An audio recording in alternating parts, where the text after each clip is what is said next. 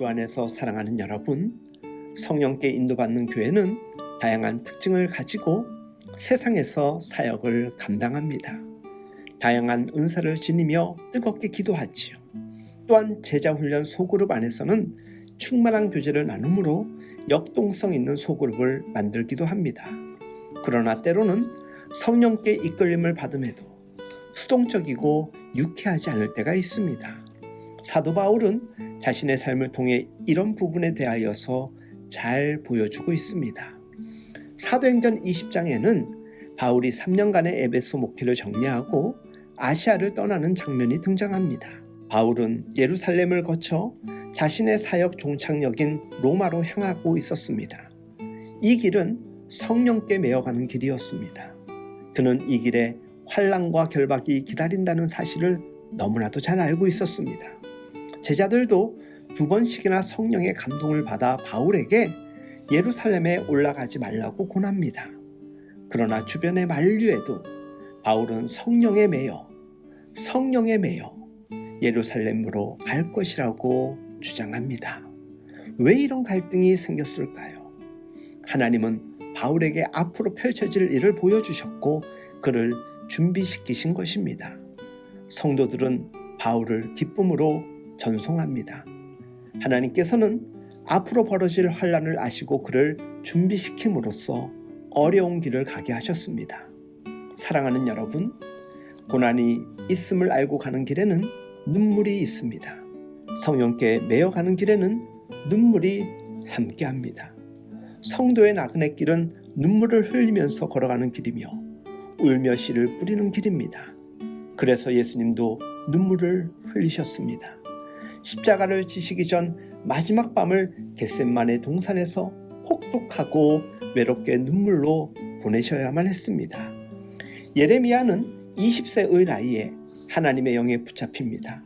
하나님의 영에 이끌려 부패한 관료들을 향해 선지자로서 말씀을 전하라는 인생 과제를 얻게 됩니다.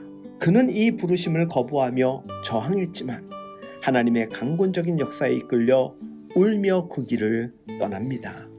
하나님의 거부할 수 없는 명령 앞에 원하지 않았던 사명을 따라 평생을 울면서 살았던 까닭에 예레미야를 두고 눈물의 선지자라는 별명을 주었던 것입니다.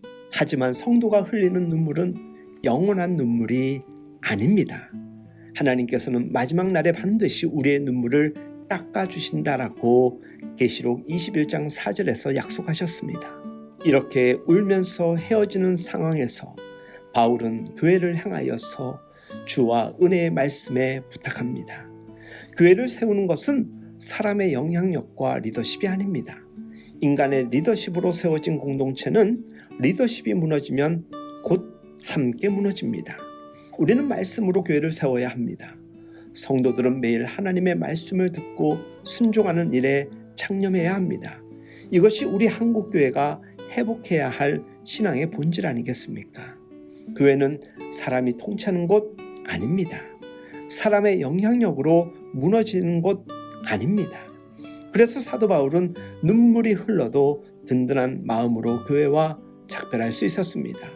그리고 에베소 교회 장로들은 바울을 기도로 보내줍니다.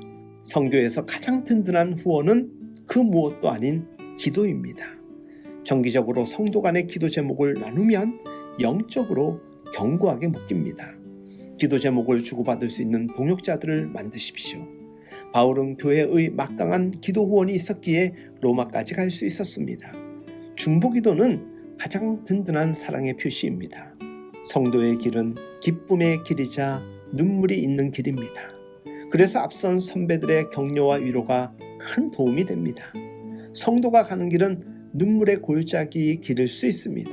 그러나 감사하게도 말씀과 성령이 그 길을 붙들고 지지와 격려를 우리에게 보내고 있습니다. 사랑하는 여러분, 오늘도 성령께 매여 살아가는 우리 성도의 삶을 믿음으로 잘 감당할 수 있기를, 그리하여 승리하는 믿음의 삶 이어갈 수 있기를 예수님의 이름으로 축복하며 응원합니다.